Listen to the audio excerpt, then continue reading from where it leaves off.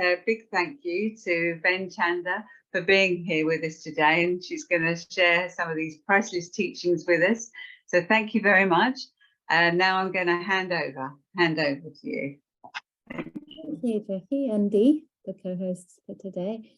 And thanks to everybody who's here for being here and for being patient as my internet crashed.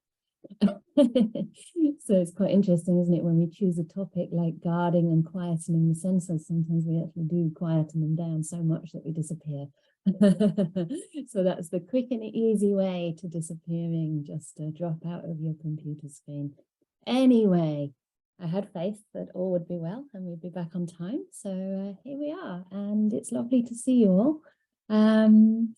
So most of you I actually don't know, many of you I do, and for the ones who I don't know, you might be, I don't know how used to hearing the Buddha's teachings you will be. So this is kind of, some of it may be a little bit challenging, because it does cut to the heart of things a little bit. We are looking at some of the suffering really that can be brought about by using the senses in unskillful ways. But of course, the Buddha's teaching always has an incredibly positive message in that there's something we can do to recondition our minds and the ways that we use what we have, right? Because we are in this sense world, and this is to basically most extent our world if we know nothing beyond the five senses. And the Buddha actually went so far as to say that the five sense world is our whole world, you know, and the mind as well. And that without reaching the end of the world, he said, there's no making an end of suffering. He said, it's in this fathom-long body with its perceptions and mind that I proclaim the world, the origin of the world, the cessation, and the way to cessation, the way leading to cessation. A wise one who's reached the world's end is at peace and does not desire this world or the next.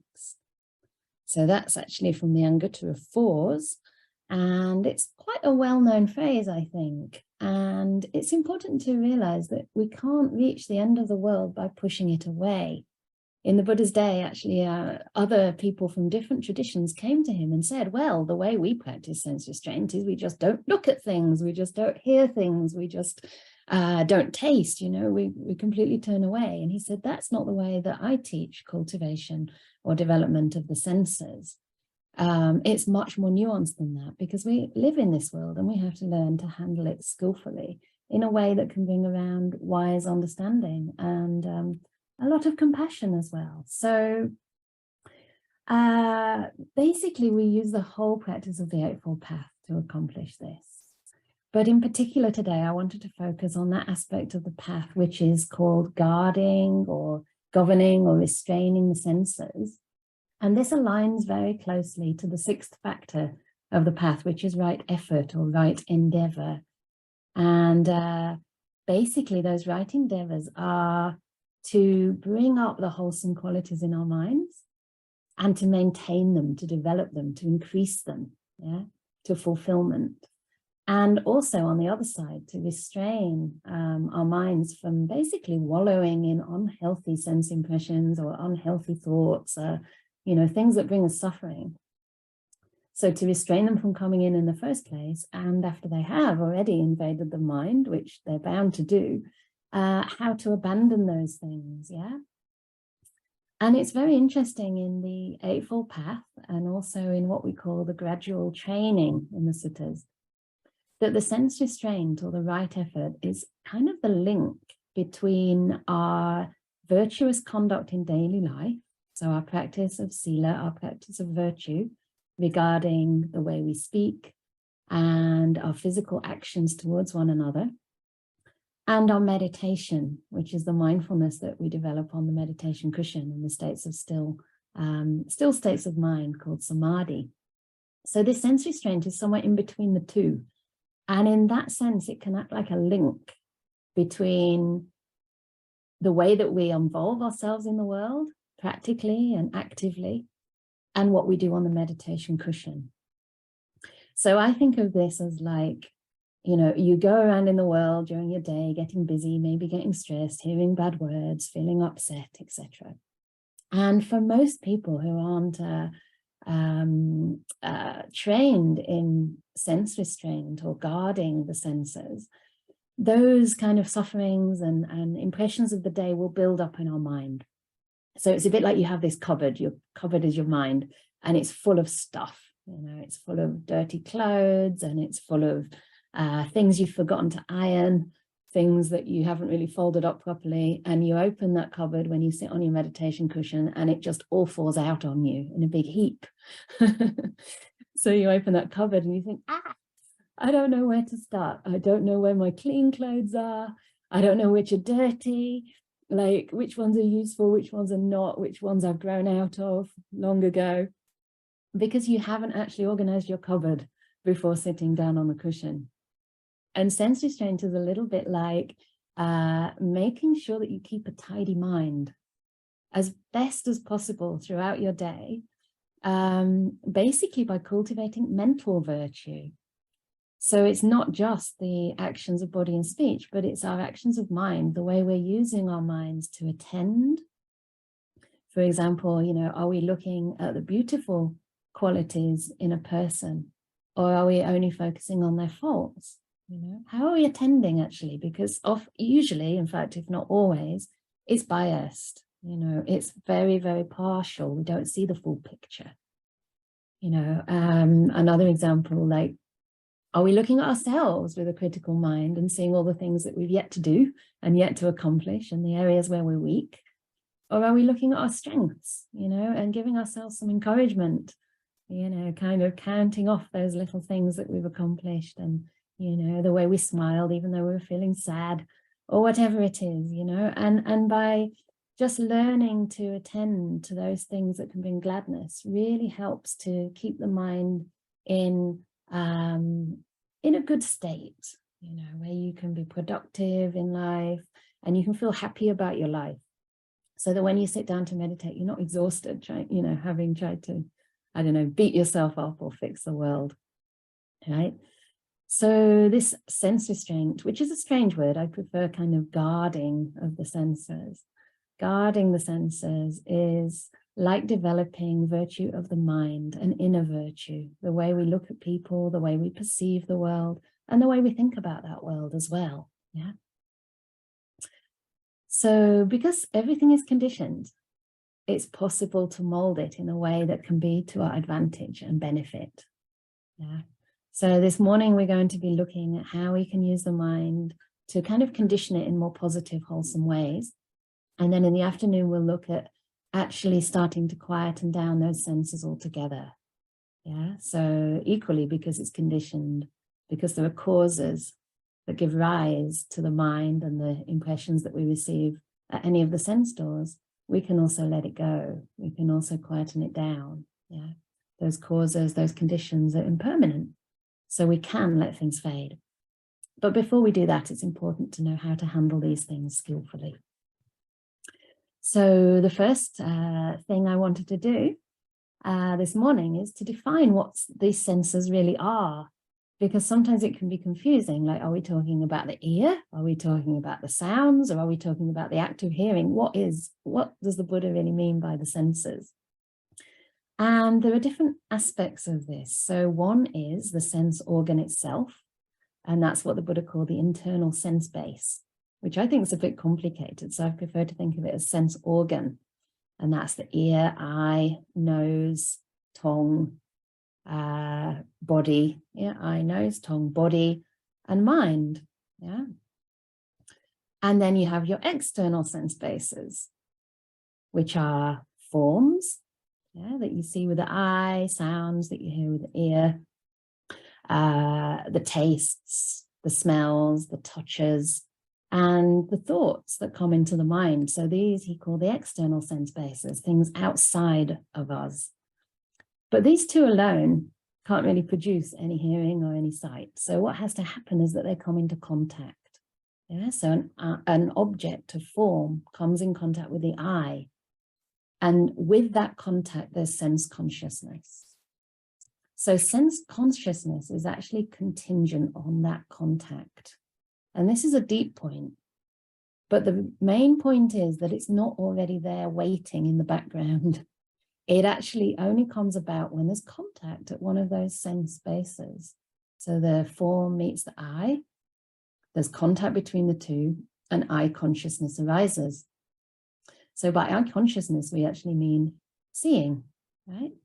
Or at the ear sense door, the sound and the ear, the contact of the two, and hearing arises. That's the sense consciousness. And that gives rise to what is subsequently felt at any of these 6 sense doors. In other words, a feeling arises in response. Yeah, that's called a Vedana. In this case, Vedayita, which means that which has arisen or is to be felt, has been felt. And the feeling that arises due to the contact of any of these sense doors is either pleasant, unpleasant, or somewhere in between. So this is the thing, right? A lot of the time we think we're reacting to things outside. We think we're reacting to unpleasant sights or sounds or smells or physical touches. But actually it's those resultant sensations, those feelings, you know, which may be pleasant or agreeable, which may be unpleasant and extremely disagreeable. It's actually those that we're reacting to. So in this sense, we get a sense of what the Buddha meant when he said the whole world lies inside us. Yes, on the one hand, it's outside in the sense that, you know, things do exist outside, but for us, they don't exist until they come in contact with our senses, and that consciousness, that awareness arises as a result, and then we feel whatever we feel. So this turns all our attention inside to where the source of these issues lie. And I think this is why the Buddha said, you know, that it doesn't solve the problem simply by not looking. There's a story of Ajahn Chah that my teacher Ajahn Brahm tells. And when he was a young monk, he actually had a lot of lust, a lot of passion, and he would get very sort of, I think sometimes, you know, if people take vows of celibacy, but they haven't actually seen for themselves the dangers in lust, and they haven't actually come out of that themselves yet, it can be really quite challenging. And so one rains retreat, he decided to just simply not look at any female that entered the monastery, and he just kept his eyes downcast the whole time. And lo and behold, no lust arose in his mind, which is kind of a miracle. Maybe he wasn't really thinking very much, because most of the time it manifests as thought, if not as, you know, direct kind of projections onto other people. But anyway, he was quite well guarded in that rains retreat, and he didn't have any lust. So he thought, oh, wonderful, you know, this has been good. And then at the end of the retreat, he raised his eyes, and the first person he saw was very average, and whoom, all this lust arose. Because he hadn't solved the problem at the root.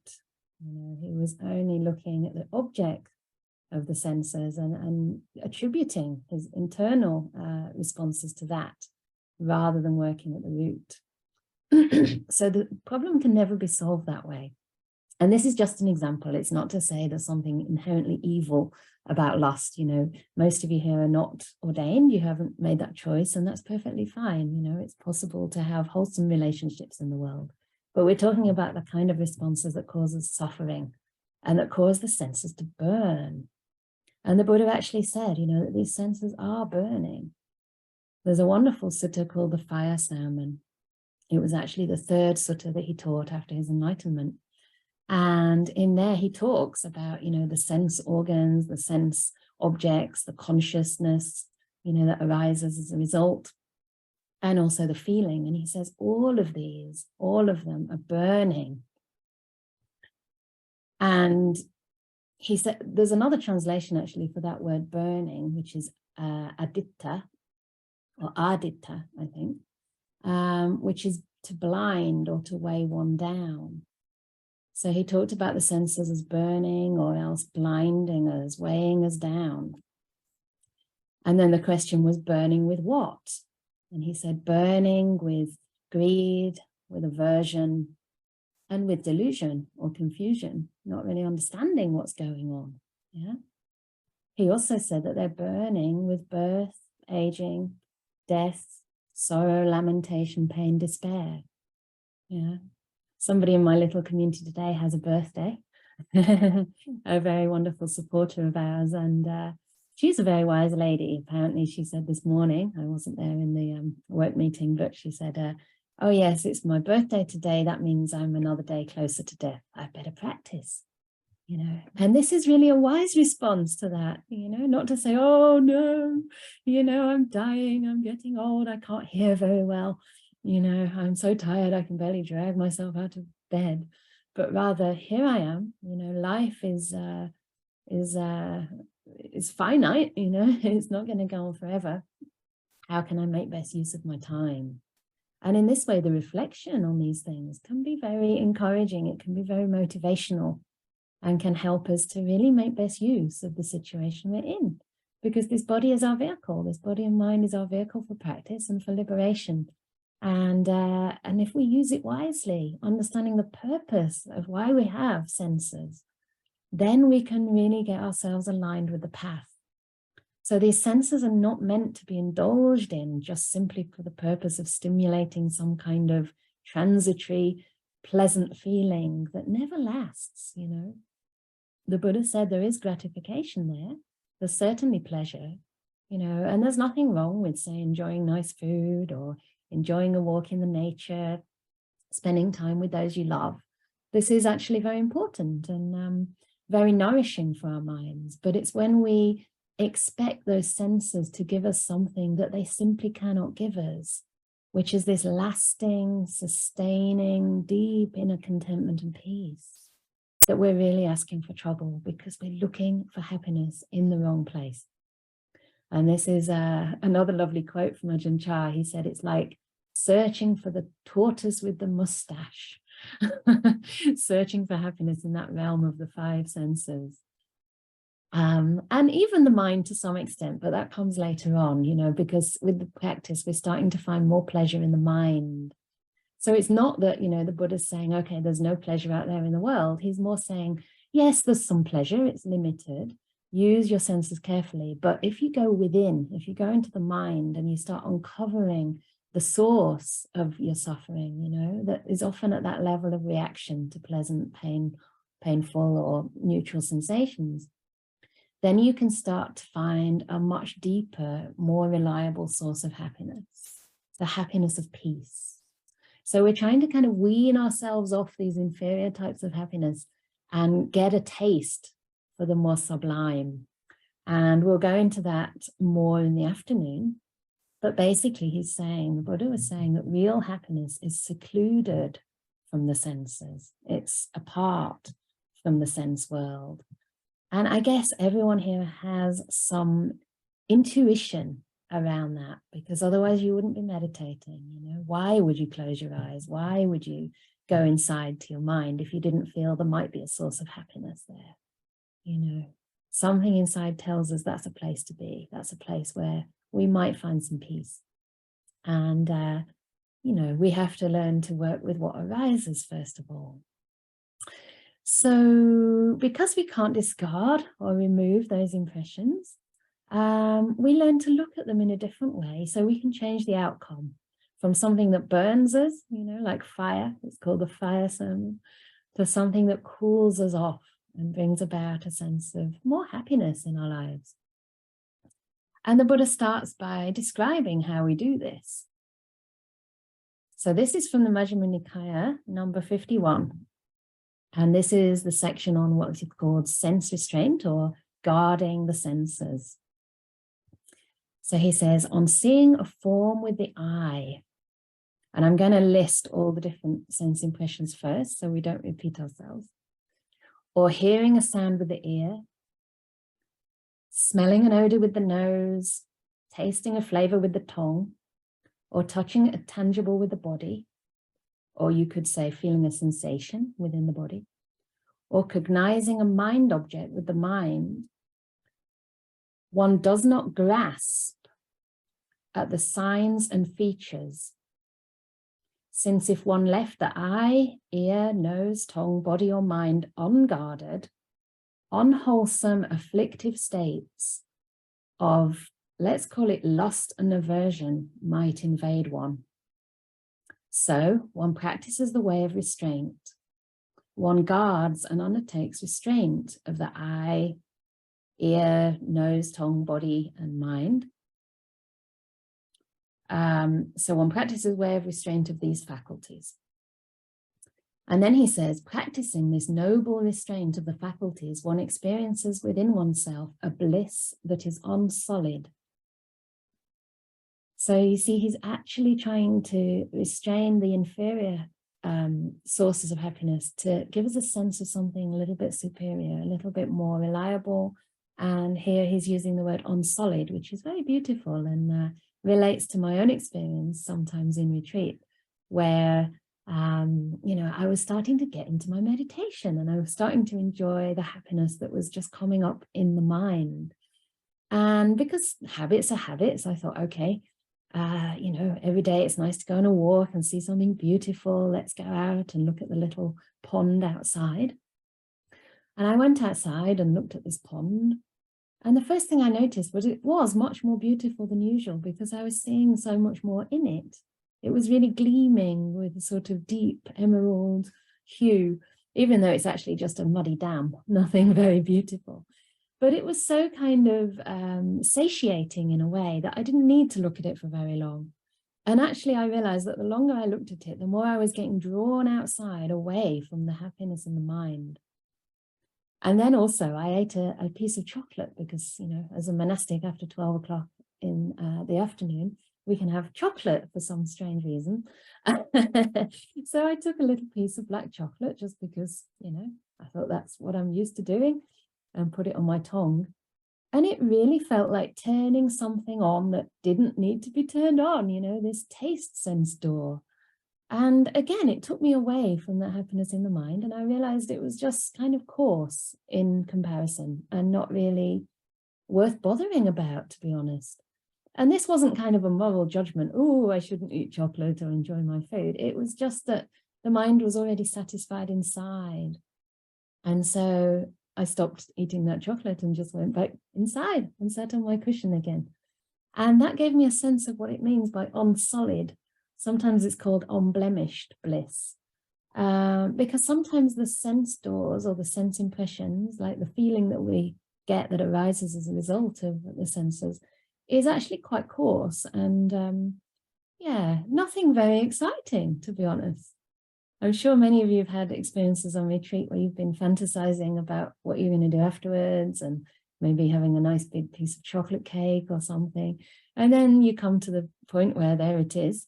And it's like, yeah, okay, you chew it. It's a bit like kind of bready and sort of a bit, you know, rough on the tongue. And it's really, really sweet. And there's nothing that much there, you know. It's just we've built this impression of chocolate cake and we think it's going to it'd be so satisfying to us. But after meditation, it doesn't really have the same hit, you know, and that's not a bad thing. It's not like, oh no, I don't enjoy the world anymore.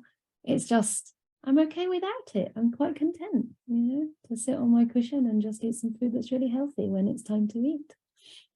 So anyway, this sense restraint is, again, coming at the point in the practice between already having some happiness from living a virtuous life and preparing the mind for mindfulness, to sit down on our cushion and really establish mindfulness in the mind.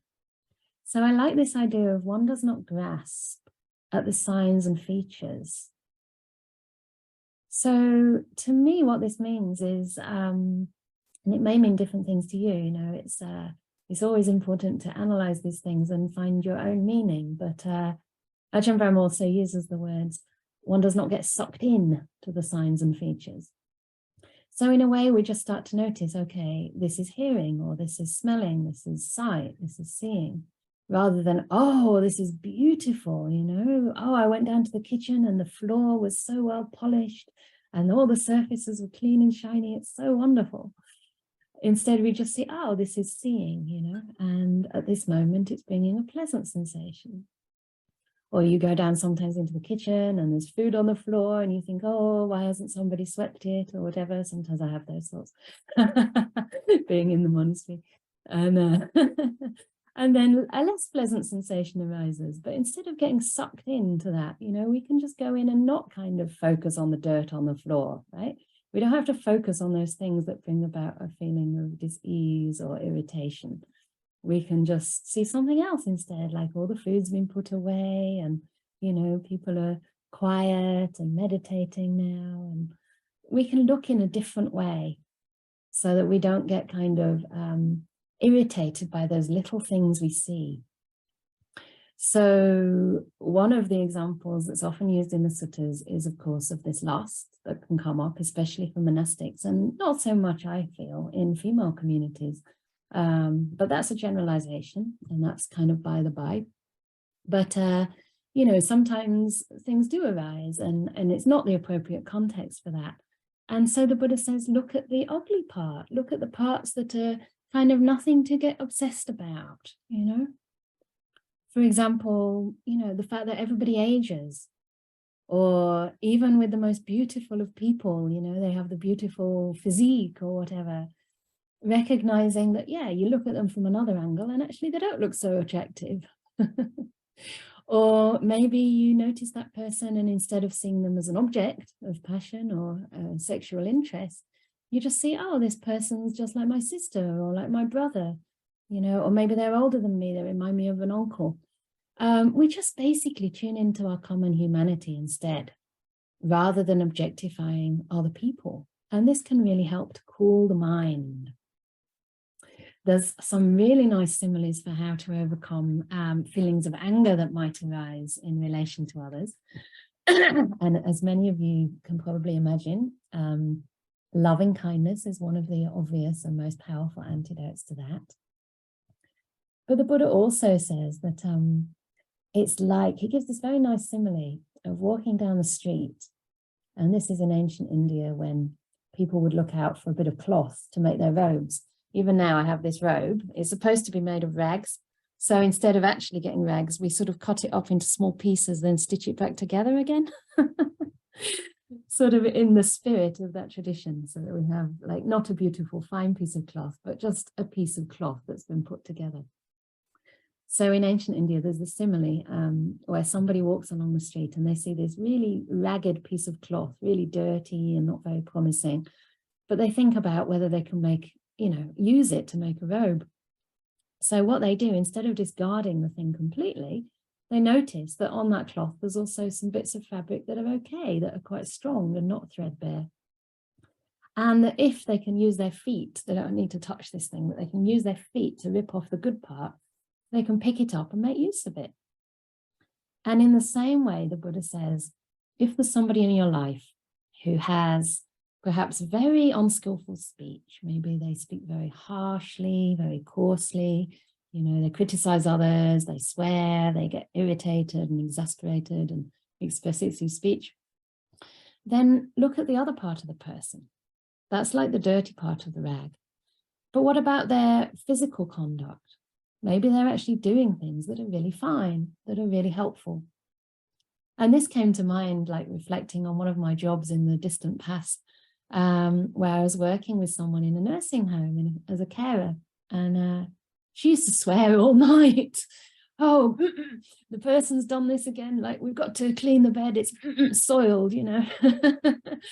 But then her actual attitude was one of deep care and nurture for these people. And she would tell me, you know, that she could have got a better job, better paid, much less kind of dirty and sometimes demeaning.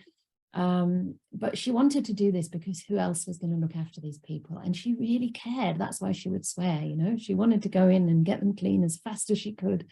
And she would just not bat an eyelid, you know, at the state of a person's cleanliness or whatever. She was absolutely brilliant and so committed to the job. So I started to look at that part of her and realized that this person's a really good person. And she would even ask me questions about my meditation and my life in India and this kind of thing. So I realized, yeah, if you judge somebody too quickly, you actually lose out on seeing the qualities and the things you can learn from that person, because surely she lasted in that job much longer than me, you know.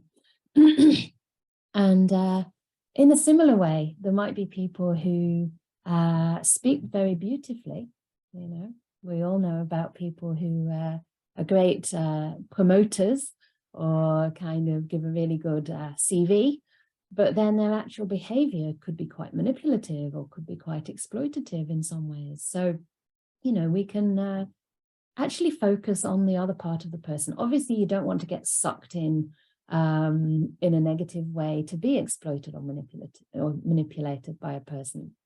But sometimes, yeah, they may be unskillful in their actions of body, but perhaps they do say kind things to others. Perhaps they do kind of keep a level of harmony between the community or in the workplace or whatever it may be. So the main point being, there's always something to look at that can bring us inspiration, happiness, or at least pacify the anger or irritation that might arise in us when we get into the fault-finding mind. Yeah.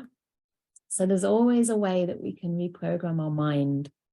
And some people say, well, you know, isn't this just really superficial? Isn't this just kind of amending the kind of twigs and the branches without getting to the roots? But I think it's more just a way to live in the world with the minimal collateral damage to your mind. Because the fact is, as long as we're not free from hindrances, you know, as long as we're not free from anger and lust and wanting, craving, desire, irritation, restlessness, etc., we're not seeing things as they really are anyway. We're only seeing a very partial picture. So why don't we train our minds or mold our minds to see things in a way that gives rise to more happiness? You know, hopefully we're not masochists here and we want to live a happy life. So why can't we use the fact that our minds are conditioned and perception is conditioned in a way that serves us best, in a way that's for our benefit and the benefit of all those who have to live with us and all those around us? Because honestly, our fabrications of others are just that. They're fantasies, they're myths. There's this wonderful quote I found recently, and it's kind of scary in a way, but it says, you know, how painful it is to live only in other people's imaginations. Like how painful it is for that person who maybe is trying to project a certain image so that they can exist in another person's imagination just the way they wish. Because you can't control the way another person sees you, right? And similarly, how painful is it for us when people only exist in our imagination? We create these kind of solid people out of fleeting impressions of others. And then we imagine them to be something that they're not. And by doing that, we really fix them in, we box them in so that they can't show us another side. You know, we just kind of blank out all those sides that are against our own kind of decision that we've made on that person. We blank out any evidence to the contrary because we want to be right. And our hearts become very closed, right? And the tragedy really is that we do it to ourselves, you know, through self-criticism. Somebody came to offer food to the monastic community where I am recently, and they were saying, you know, that they go to work and sometimes they look around them and they think, why am I employed here? Everyone else is so much more skillful. They have so much more talents than me. They're much better managers. They're much more competent than I am. You know, I'm not able to do those things that they can do. And the first thing I said to them was, well, you're not able to do that yet, right? Because there's no such thing as a fixed person or a fixed ability or competency. You know, we're all growing and we're growing in different ways at different speeds. And also he started talking about how people tell him how kind he is and how lovely it is to work with him. And I said, well, look at that. That's your strength, you know? If people are actually saying that, then you're bringing a great deal of joy to the office where you work. You know, you're a really wonderful, sensitive colleague to have, somebody that people can trust and rely on. And why not take that and look at that part of yourself? You know, so work to your strengths and don't always focus on the parts that are weak, but look at the things that you bring to your workplace or family or whatever it is. You can't be good at everything. That's a big dukkha for me in my life at the moment because I have to run a monastery and I have to be good, supposedly, at management, at websites, at newsletters, at technology, which I've got no background in at all. And I've got to be good at meditation, at teaching, at mentoring, counseling, keeping things in a nice atmosphere. My goodness. And can one person ever do all that? You know, there's bound to be areas that you're stronger and areas that you're weaker. Even if you're good at everything, you can't actually do it all in one day, right? So, wow, what a lot of pressure we put on ourselves to kind of, cover every area to the best of our ability, and to be so overconscientious that we actually drive ourselves and probably everyone else a little bit mad. So we start to focus on our strengths, and we can praise those things in ourselves. You know, we can actually look at those things, not in a sense of I'm so great, but in a way that encourages the mind. There's been plenty of research to show that encouragement rather than criticism and punishment is the best way to motivate, say, children in a class, you know. And we're the same, we're children in a class. We've all come to the meditation class and we're all just kids, aren't we, messing around, trying to get it right. Like sometimes we manage to get into a wholesome state of mind, sometimes we slip off into irritation or boredom, or we just fall asleep. We're just trying, we're just training ourselves. We're not actually there yet. And that's okay, you know. Another example, I mean, there's many examples we can give to, like, you know, learning to look at the positive aspects in a person or in a situation, just learning to shift our perception a little bit. Is that after, I think it was last week, I was teaching for London Insight in King Alfred's school in Golders Green. And very kindly, they put me up in this hotel but the night before. And it was a very curious little place, a bit like Fawlty Towers, but in a good way, because it was actually very comfortable. But anyway, it was very funny. My fellow nun-friend who's here from Perth was just trying not to giggle when the owner of the hotel came out. It was really funny. It was just like Fawlty Towers for those who are old enough, which actually shouldn't include myself. Anyway, and I went upstairs and the room was very nice, but it was really hot. And I think I went to bed about 10 at night and tried to sleep. And by 2 in the morning, I realized I'd just drifted in and out of sleep once or twice. And from then on, I just couldn't sleep at all. So from 2 till, like, I don't know, 7, and then breakfast wasn't served till about 8:30. I was just kind of lying there. And I realized, gosh, you know, I've got a day retreat to teach tomorrow. And I thought, if I go down that train of thought, it's going to be a disaster. It's happened before. I haven't slept the night before teaching, and it's been fine, because really, you know, it's nothing to do with the state of your body. It's just more the love that you bring, you know, and the fact that you give your best, right? What people get from that is up to them. It's not all on me. This is a dialogue. This is not a monologue, even though it's only me talking at the moment. It's actually a community, like Jackie said at the beginning. We're building a sense of community together. So it's not all on one person and whether they've slept. So instead of looking at the fact I was awake, instead I focused on how comfy the bed was.